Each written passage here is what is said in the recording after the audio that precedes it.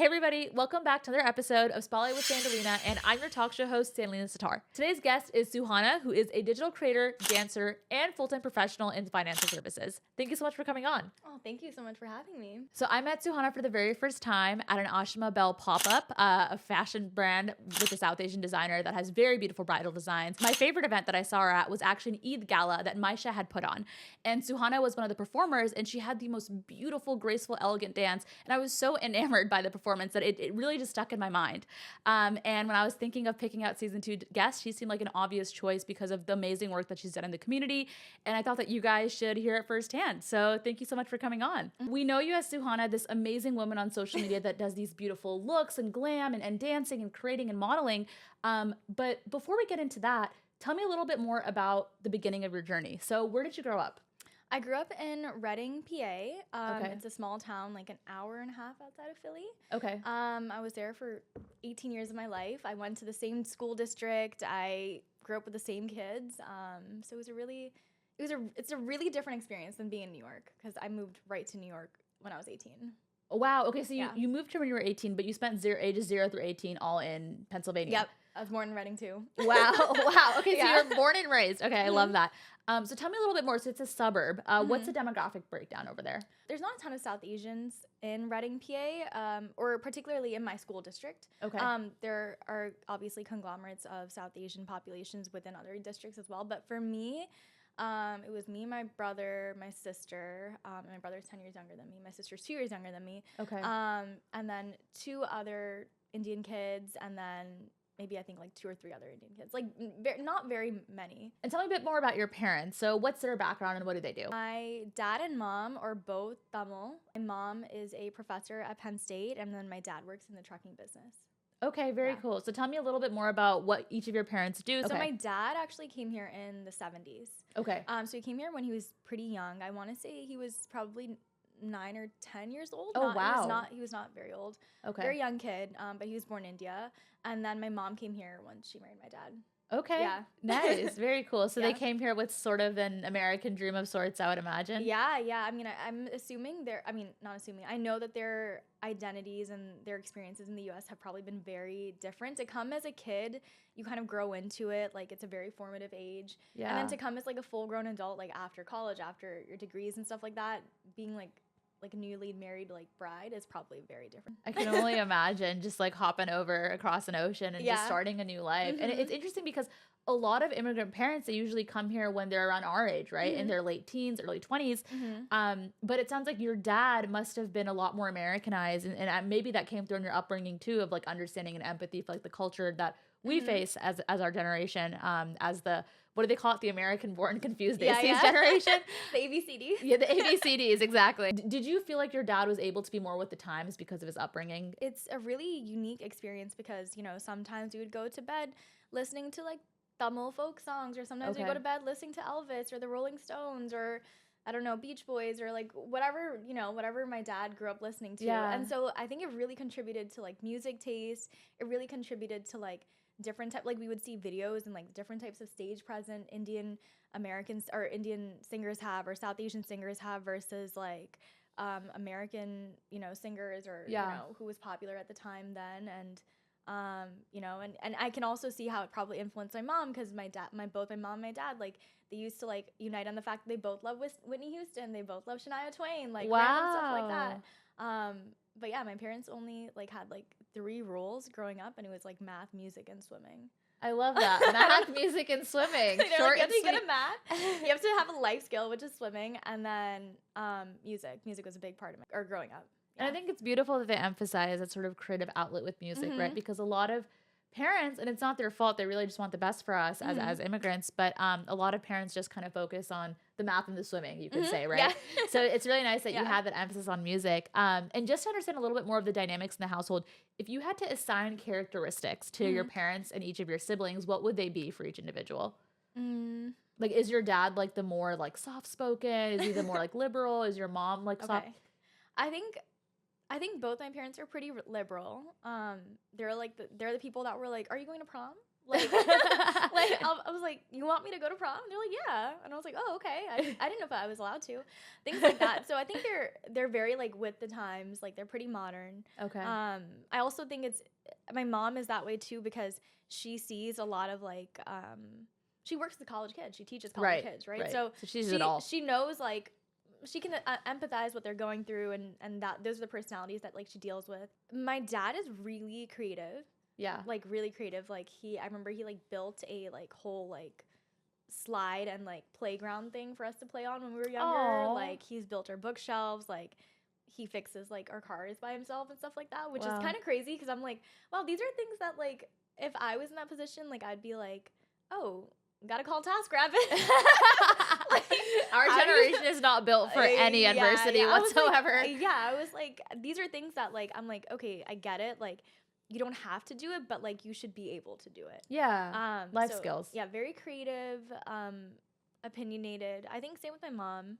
Also, she very creative ideas to still like problems. Yeah. Coming up with solutions, which is like a big part of what she does at work. She's like a math professor, but she also like is the advisor and the creator of the Ink Club, the international club at Penn State Berks. Wow. So a big part of it is less like, okay, like for example, they wanted to host like Garba this year or whatever, and she was like, okay, like where do we host it, or like where do we put it or whatever, and they're like, oh, you have to do it in the gym and like all these things, like she comes up with good solutions to. Okay. So very creative that way. I love that. Brother and sister, my sister is probably very like, he's very laid back and chill. Okay. Very flexible, like go with the flow. But like just like has her head on her shoulders, like knows what she's doing. Yeah. My brother, I think it's hard to tell because like how can you tell the personality of a 17-year-old? Like a 17, like I'm still like stuck at like what do I get him for his birthday, Christmas, Thanksgiving, like whatever. Like, what do I get like that? Like a 17-year-old kid is like, I can do girls easily, but guys no. Yeah, guys are actually hard to get gifts from. Like, what is it? It's like cologne, I'm like, here's a shirt. Or like shirts, like watches. Yeah, like, exactly. What do you? Yeah, it's like 3 or 4 things really. He's very kind and he's very smart. He loves music, like loves drumming. Yeah. I think my whole family is pretty musical. Yeah, I was just gonna say, so music feels like a common theme throughout all of this. That's one thing that we keep coming back to. So tell me a little bit about the impact that music has had on your life, starting from your upbringing. Yeah, so my parents, my dad grew up singing. My mom was pretty musical as well. She would sing. My dad plays sitar. And then he I think just taught himself the piano a little bit. Okay. And my mom was very musical. She has a really nice voice. My brother plays the drums and a little bit of the piano. My sister plays the piano really well, the cello and the flute. And then I learned the piano. I didn't learn any string instruments really, and then I played the flute. Okay. But I grew up learning Carnatic music, which is South Indian classical music. Okay. And then I also grew up learning opera and Western music, and so that really was a huge part of my life. Like I loved performing. In college, I also worked as a wedding singer. Wow. Yeah, nothing crazy. So that's very cool. Yeah. So before dancing, there was all of that. Or while there was dancing, there was all of that. So I would just sing Ave Maria while the bride would walk down the aisle, or if they had a specific request. I had one time somebody asked, there was this couple that was they're musical theater buffs, and they were like, oh, we really want you to sing a song from Phantom of the Opera. And I was like, okay, sounds good. They're all kind of sad, but okay. If you're okay, walking down the aisle to that, sure. Okay, sure. Yeah. But yeah, that was a really cool part. And I think that's also, to bring it back, I guess, to dance and all of that creative stuff, I think that's what helps me a lot, because I not only hear the music, but I want to showcase the parts of the music that somebody else might not be hearing. Because maybe I really love the backbeat of a certain song. Sure. Maybe I really love the strings of a certain piece. But if you're listening to it, you're probably listening to the vocals, right? And so that's the part I want to emphasize. So yeah, I think it all comes together. It all helps you. What was your exposure to wealth in that town? Outside, in the suburb areas, where I lived in Shillington, I think there's a good range. I think people are probably middle class, comfortable. Okay. Middle class, comfortable, and I think anything a little bit more well off might veer off into different school districts, or private schools or things like that. But yeah. Yeah. So tell me, what was it like being one of the only South Asians at your school? It was interesting.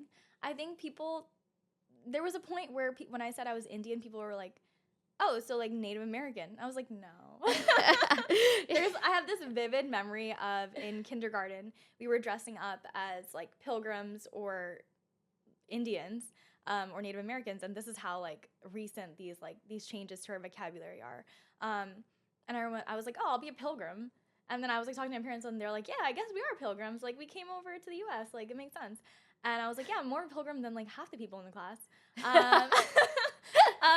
But everyone was like, Suhana, you're not going to be an Indian? And I was like, wait, but I'm not that kind. So I think you have to like, give the disclaimer. 100%. You're like, there's two types of Indians, guys. And also it's one of those things where I think in an age now or in a world now, we're so interconnected. And so anything you want to look up, you can look up. So to some extent, I almost think at some point I'm like, you have no excuse to be that ignorant. Sure. But at that time, I understand that it was just so out of their realm. Like their only references to India were probably like Michael Jackson videos and like random things. Wow. Like, you know, like they probably, there are people that have like never met like Indian people or were like goofy characters on like Simpson shows, right? Yeah.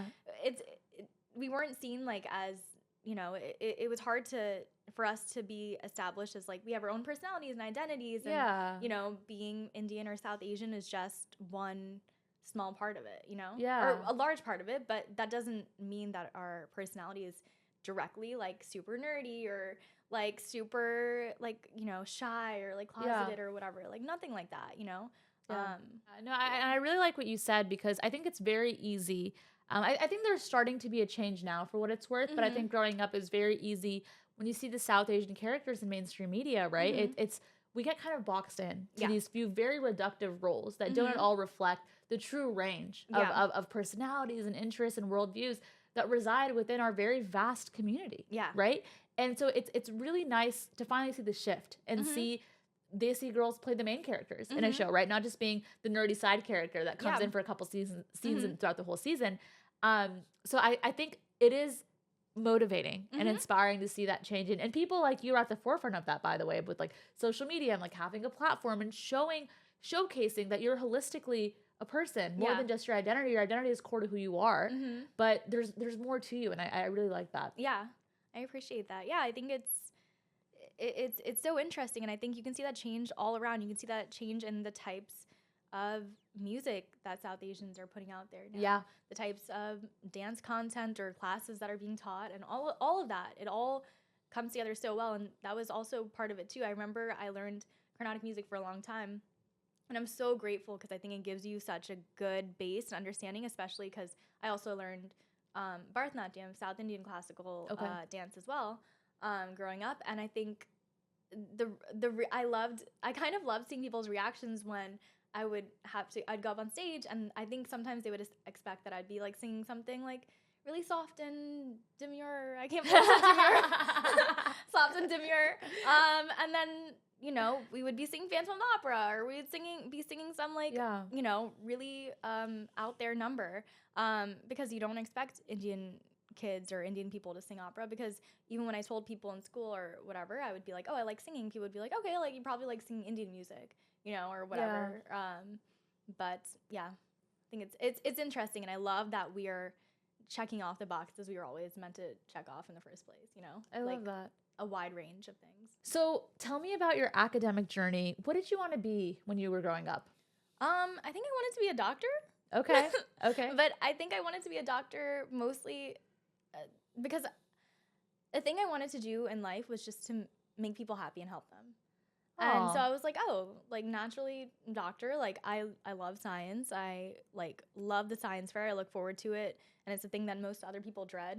Yeah. It was one of my favorite things growing up. I loved writing. Okay. And I loved like being in front of people and talking to them, maybe not necessarily like on a stage and stuff like that, but you know, talking to them about their problem and just like being like, okay, like there's a way out of this. Like there's a way for me to help you. And I was like, okay, naturally like medicine is probably that journey. I know your parents emphasized math a lot growing up. Was that a subject you gravitated towards in school? I'm in the mindset that if I work really hard at something, I can do well at it. It's just about the desire, yeah. There are things that you have a natural inclination for. If you told me to write an essay, like, this is pre-chat GPT, so yeah, we went to school before those times. Yeah, literally. FYI. So if you told me to write an essay, like, that would be done like easily. When it came particularly to math and physics, I wasn't the best, but I think I worked really hard at it, so it didn't look like I was falling behind, but I just was not. I could tell. You can tell when something doesn't come naturally to you, right? When your heart's not in it. Yeah, you just kind of know when it's not. It's not a competence thing. It's if it's right for you sort of thing. So I like that. I like that a lot. So what kind of person were you in high school? What stereotype did you fit? Were you like shy and reserved? Were you like very outgoing? Who were you in high school? Maybe middle ground. I think I knew a lot of people because I did a lot of things. I was in yearbook club. I did like science Olympiad. At one point I was like in speech and debate, but like, oh, that's fun. Speech and debate girl. The thing is, I don't know that I'm good. I'm okay at debating, but I was like, maybe we just don't need to argue over this. And you're like, no. That's the whole point. We're supposed to argue over this. That's why we all got together on this fine day wearing like suits. I understand that so deeply. I've gotten to a point in my life where I'm like, wow, every perspective makes sense. Well, not every perspective, but a lot of perspectives. Yeah, like I can see where you're coming from. Like, I see where you're coming from. I disagree, but I get it. And you know what? Arguing, there's no point really. You're gonna think what you think. I'm gonna think what I think when we walk away from this. Let's just agree to not talk about it. At some points I was like, maybe we just agree to disagree, and we're like, no, like we that's can't do that. That's not the point. Like somebody wins, somebody doesn't win.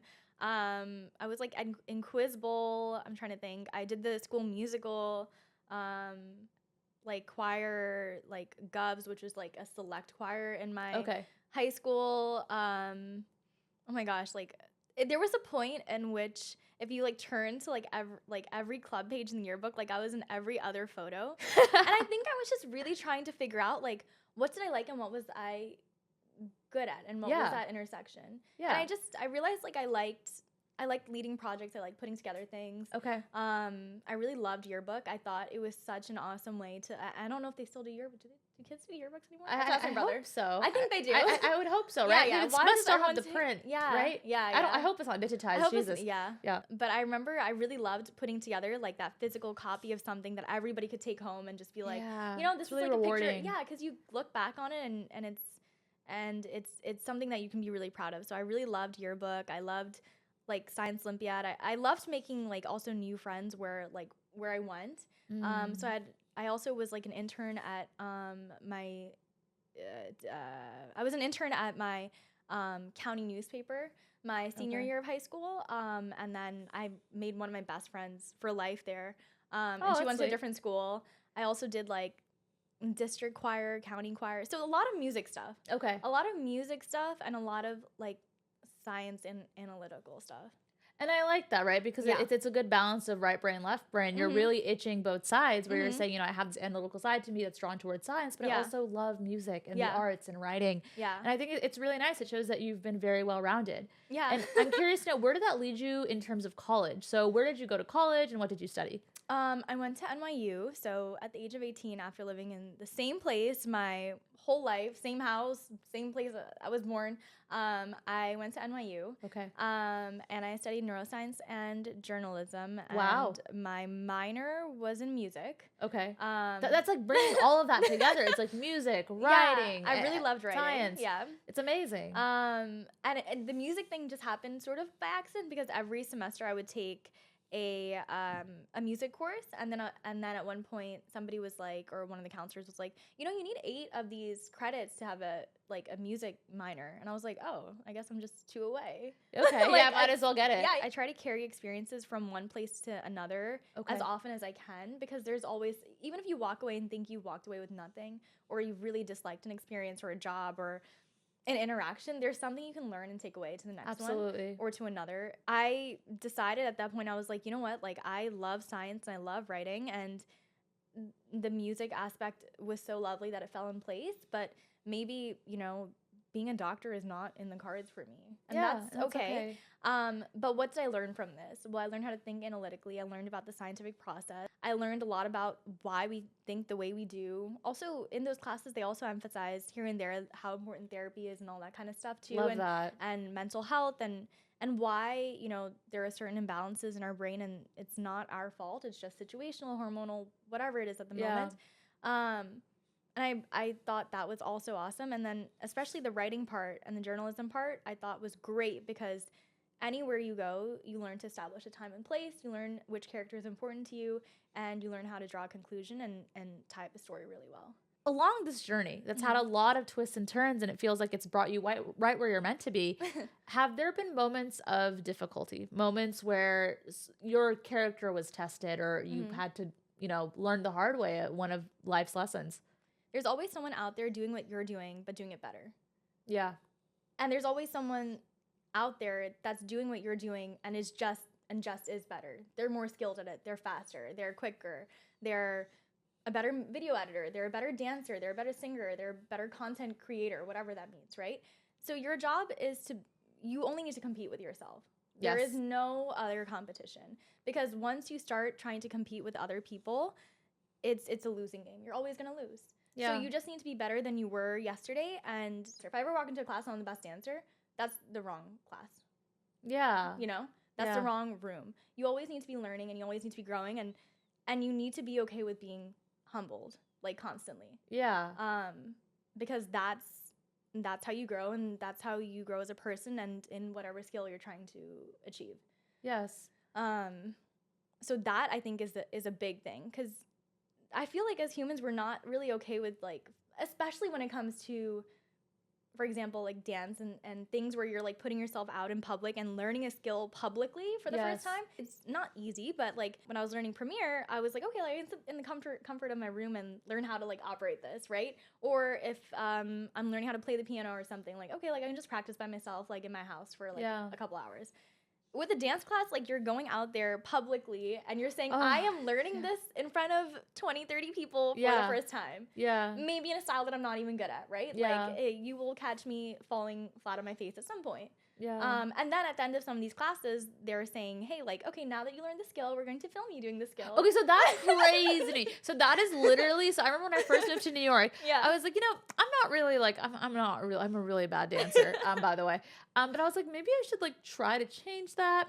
But the thing that would always intimidate me is knowing that at the end of all of these South Asian workshops, they're shooting a video. And I was like, I don't want to remember this. So I never ended up going. But to your point, it is a beautiful thing, but also can be intimidating. It's really intimidating. But when I tell you we are in some ways, we are such a me-centric world, which is good and bad. Sure. Like I always say, listen, like I know if you don't want a video, like you might be feeling a little self-conscious. You might be feeling like you don't want a video, or you might be feeling like, oh, I'm not ready for this. Like, forget that. Just do it. Like everybody in this room is going to do nothing but cheer for you, right? Like even if it's momentarily, even if it's for just the 45 seconds you're dancing, like everyone's gonna cheer for you. And if everyone doesn't cheer for you, like I'll cheer for you. Oh, that's very sweet. But everyone does cheer. That's the nature of those, right? So where was I going with this? Oh yeah. So and also the point of it being a me-centric world. You know, I always say, like, you know darn well people are going to cut this to 9:16. They're going to keyframe their own body. Like, you are not going to be in that video when they post that reel. Like, do not worry. Like, even if you fall flat on your face, you will not be in that video. Yeah. It's only for you. And it's so nice to have because it's your way of going back and looking at the growth, right? Tracking your progress. Yes, yeah. Because where else? Because sometimes you're like, I don't feel good about this. I don't want to film this. Like, or I don't feel good about this. Like, I don't want to document this. But then how are you going to look back, like, 2-3 months from now and say, oh, I didn't feel good that day and I didn't feel great about it, but I'm taking maybe the same teacher again, or I'm taking the same type of workshop, or I'm training with the same person again. Yeah. And I feel so much better about it. Yeah. And I'm doing better. And when your confidence is there, it shows in your body, it shows in your aura, like, you know, it shows in the video. So yeah. I love that. That's a very positive outlook. And I really like there's a few good themes you really touched on throughout all of that. The first one is that, and I say this every episode, comparison is the thief of joy. Mm-hmm. In the age of social media, right? And it's so easy to compete. And like you said, there always will be somebody better than you. That's just a reality. In a world of 7 billion, you're not, nobody's really unique, you know. Mm-hmm. As talented as you are, there will be somebody with more talent, and Yeah. that's fine. So I really like that perspective, that the sole focus should be you, right? Art is a very vulnerable thing, especially art that's very public, right? Singing, dancing, art that you can practice in isolation, different story. But performing is not easy. No. But sometimes you just have to get out of your own head Yeah. and just do the damn thing. We're going to do a quick couple minutes hot seat segment. Okay. So what I'm going to do is I'm just going to ask you some questions. You just say the first thing that comes to your mind. It's rapid fire. Okay. Okay. Favorite spot in New York City? Right now, I think it's probably 44th and 12th. There's like a little pier there, and there's like it's like a flat, expansive area. It's just nice. It's so beautiful. It's a great place to watch a sunset. That's thank you for the tip. Wow, I'll go check it out. Yeah. Creative inspirations in the media. I've always been a Shreya Ghoshal fan. Okay. I love her voice. One of my favorite dancers that I think she's just so captivating in her spirit. Her Instagram handle is PVX. Okay. Best piece of advice you've received in the space? I remember I was hesitating to put out something because I was like, it's not perfect. Like, it's not good. Yeah. It's not great. Comparison is the thief of joy. Dream collaboration. One of the things I really love doing is working with South Asian brands. I love doing that because so many people watch your video and they ask you what you're wearing, right? And it's always so much fun, so much better to say like, oh, I'm wearing this by this brand than being like, I'm wearing Amazon. Yeah. Which is, there's nothing wrong with Amazon. Yeah. We've all partaken in Amazon Prime Day, like, believe me. Yeah. But I think one of my dream collaborations would probably be like a Papa Don't Preach. Ooh, I love think that. their stuff is so fun. Yeah.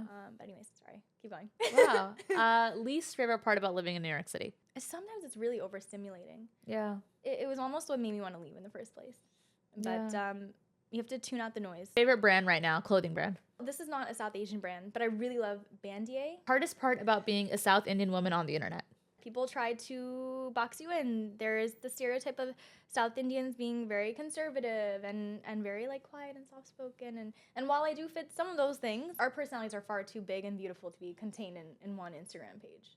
Yeah. Or TikTok I love that. page. I love that. Yeah. Awesome. Well, that concludes our hot seat segment. Okay, good. Thank you so much for participating. I know it's the most nerve-wracking part of the interview. So let's talk a bit more about your creative career now. What all is it that you do? And what are some of the biggest milestones you've reached thus far? Milestones, numbers aren't everything. Yeah. But to me, it just shows the amount of people you're reaching, right? Yeah. Sometimes, like, when people talk about classes, I always say, like, when 5 people come, if I dance with 5 people today or 50 people today in a class, like, that's 5 more people I would have danced with today than I would have. That's 5 more people I danced with today than I would have if I was just alone in my room and I didn't teach a class, right? Yeah. I think my biggest milestone is probably reaching my, like, largest, or one of my milestones is probably reaching, like, my largest class number. Okay. And it was for a song that I really loved. It wasn't, like, super popular at the time or whatever. It was like last year for this song Jia Jale. Okay. I think I had like almost 50 people show up for a class. Wow. Which was kind That's of crazy huge. to me. Yeah. And I loved also that there were like a variety in the demographic of people that came to. Not everyone was Indian. Not everyone was a girl or, you know, a female identifying, which I thought was awesome. And I was like, I wonder what it was about this routine that made people want to come. Hitting 50K on Instagram was really cool. Congratulations. Thanks.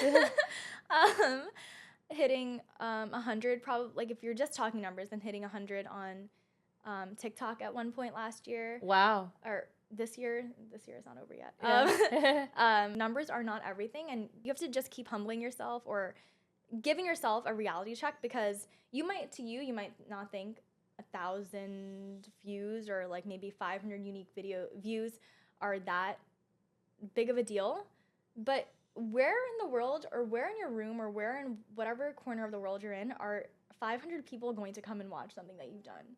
Yeah. Like, you might not think that's a big deal because maybe, again, you're comparing to other people. Yeah. But, like, that's crazy that 500 people, or you have 500 unique views on a video, like whether it's Instagram, TikTok, YouTube, whatever.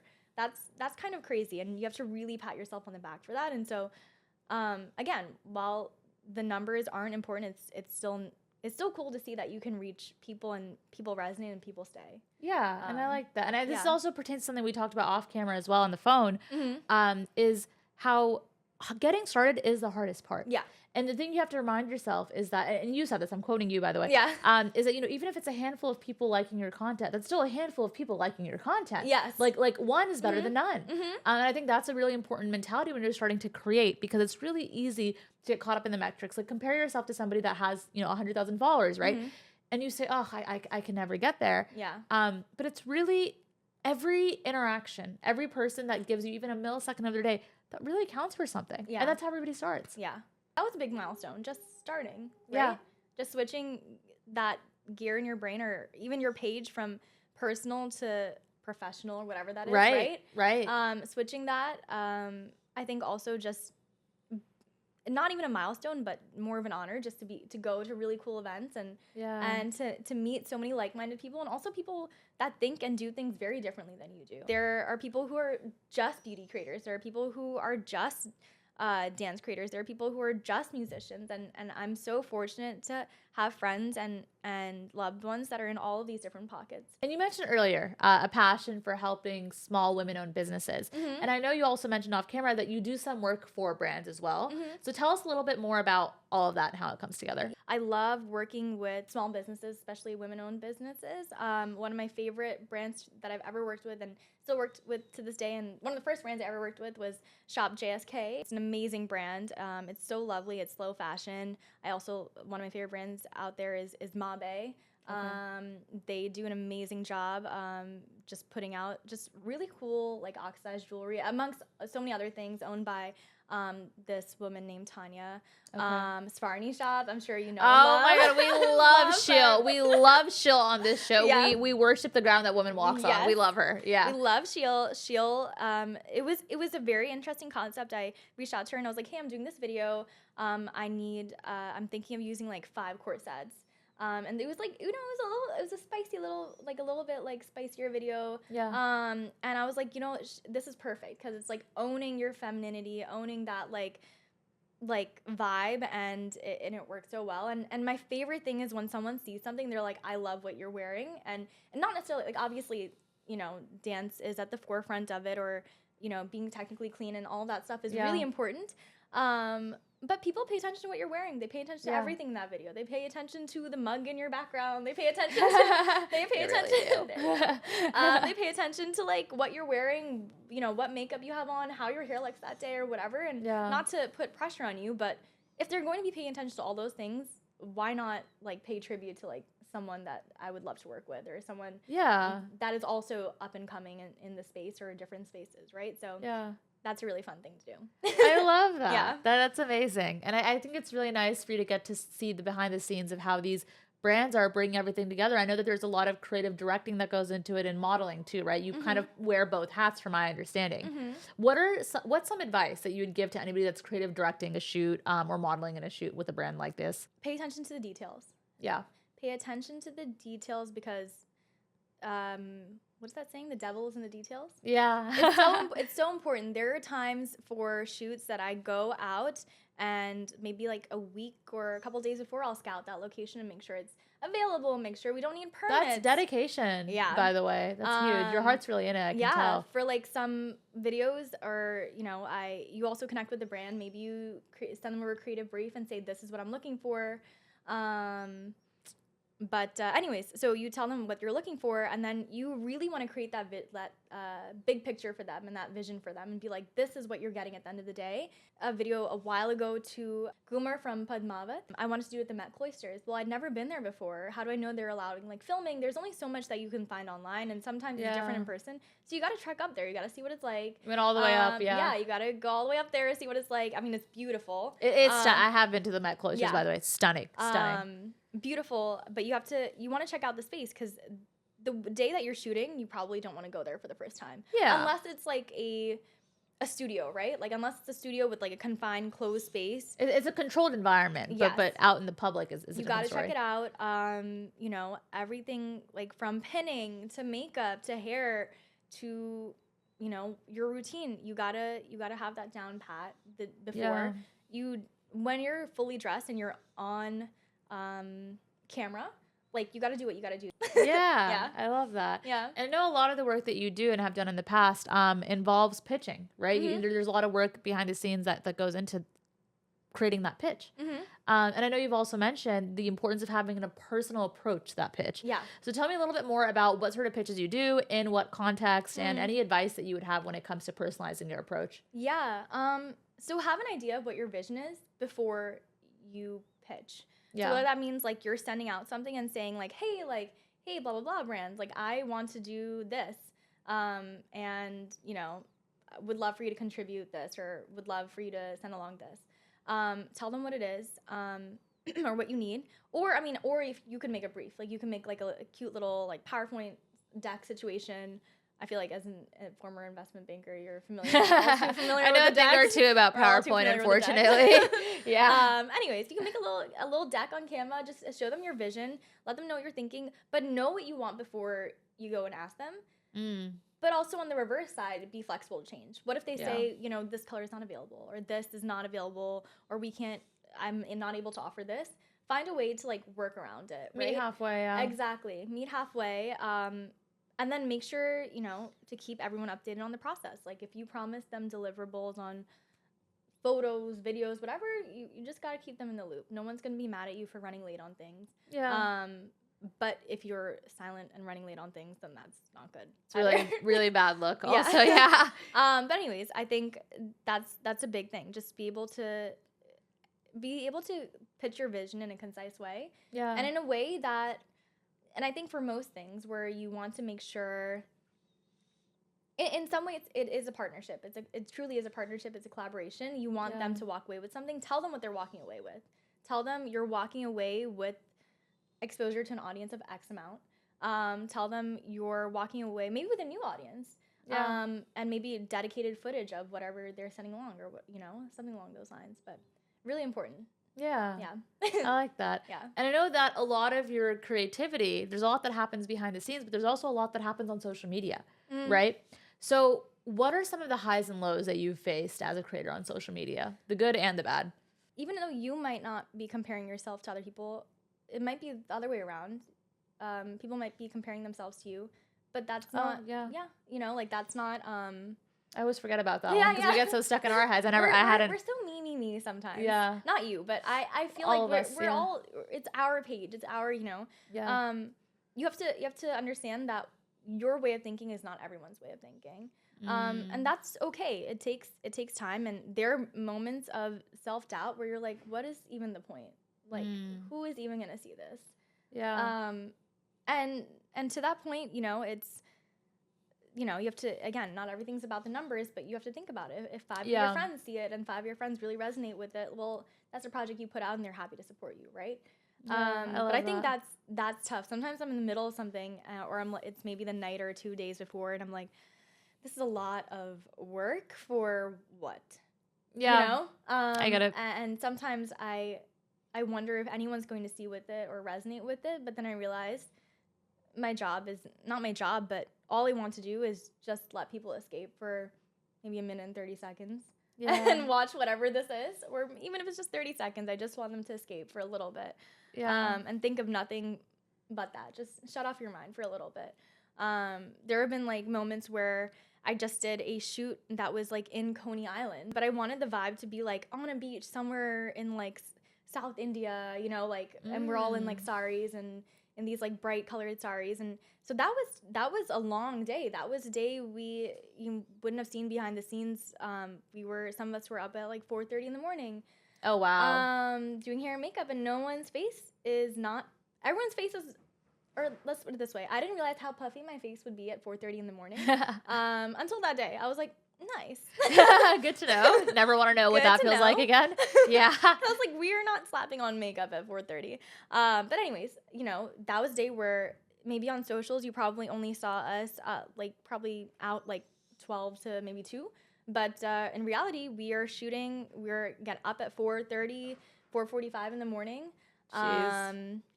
You know, hair and makeup is coming in. Yeah. Or, you know, we're draping saris like ourselves. then we're getting in a car and driving to the beach and shooting on the beach, and it's tough to dance on the beach. At And least things it's like a that. car, not the subway down to 100%. Coney Island. 100%. But no, I get it. Yeah, one of the girls had a car and was like, I can drive you guys, and I was like, oh, amazing. Yeah, Perfect. that's amazing. But yeah, those are one of those things, and people don't share the struggles. People usually share the final product and not really the struggles of creating their art on socials, which I think is something I really want, like, for people to change. Like, I actually love when people share what they eat in a day. Yeah. Like, I love when people share, like, today is not I love, obviously it's, but I think it's so important. You can appreciate it. Yeah. And there's a reason our favorite creators and, our favorite people on the internet have a human touch to them, Yeah. Yeah. It's because we don't see them, as, these celestial, ethereal people. And in some ways they are. But our favorite people are the ones that, show us that they have emotions. And sometimes not every day is a good day and not every day is a great day. But every day, is a new day that they're just tackling along with us, I find that creators that do the best on the internet are the ones where it doesn't feel like they're performing. Mm-hmm. It just feels like they're being themselves. They're comfortable in their own skin, and they're comfortable to show you the highs and the lows and the truth behind it all. It doesn't always have to be roses and butterflies. Sometimes there's bad days. And I also appreciate creators that can show that or show the behind the scenes of what's really going on. You see this final beautiful product, but you don't see sort of what goes into behind the scenes, all the times where you want to pull your hair out and scream. Yeah. So I get that. Yeah. I love that. Very much so. Wow. Well, so you've had a very successful career thus far, professionally and with social media. What are your plans for the future? Keep creating. Yeah. I love working with other dancers, and I love working with other people and other brands. And I think my favorite time of, I guess, the year at any point is when my page is filled with people that I've been working with, right? I love that. I love that so much because you learn something so new from any person you work with in any capacity. You learn how to conduct yourself professionally. You learn the ups and downs of what they're going through. You learn how, like, new skills, technical skills, all of that stuff. I'm not Kathak trained at all. I've learned Bharatanatyam. But it's so lovely whenever I, like, link up with Kathak dancers and they're showing me different mudras and different, the different angles that they hit because it's so different from what I've learned, and it's not something I've ever had formal training in. But I also, on the other hand, I love, showing what I've learned or what I've worked on to other people, and it's just awesome. I love collaborating. I think collaborating is, I think, the way you grow, either as a creator or as a person. Yeah. In the midst of all the noise out there in this world, what is one message you want to use your voice for? Don't worry about the numbers and the game and the persona you have to put on. Just start. And you might not think so. You might think, like, oh, the biggest hurdle I have to jump is, like, once I've created this page, keep going or whatever. The biggest hurdle, I think the biggest thing, whether it's a passion project of yours, a person you want to talk to, whether it's something at work, a skill you want to learn, just start. Yeah. It's never too late to start. It's never too late to start over. If you miss your stop on the train, do you just keep riding the train, like, longer and longer and longer, like, until, like, you decide to get off? I think it was something like that. But it just brought me to this idea where it was like, just because you passed the age of 21, 25, 18, 15, does that mean it's too late to start? What if you wanted to learn ballet for the first time at the age of 26, 27? Yeah. It's never too late to start. Yeah. There's a lot of preconceived notions about the age you need to be and the age people expect you to be when you're starting and learning a skill for the first time or starting a new endeavor. Forget that. It's never too late to start. It's your life. I love that. The only person that gets to live your life is you, right? So, yeah. Wow, what a beautiful way to wrap up an amazing episode. Yeah. Thank you so much for coming on. It has been absolutely a pleasure and honor chatting with you here today in the studio. Awesome. And that's all for today. Thank you all so very much for tuning in. Come back next Sunday for the next full-length episode. And in the meantime, I'm your talk show, Sandalina Sattar, signing off.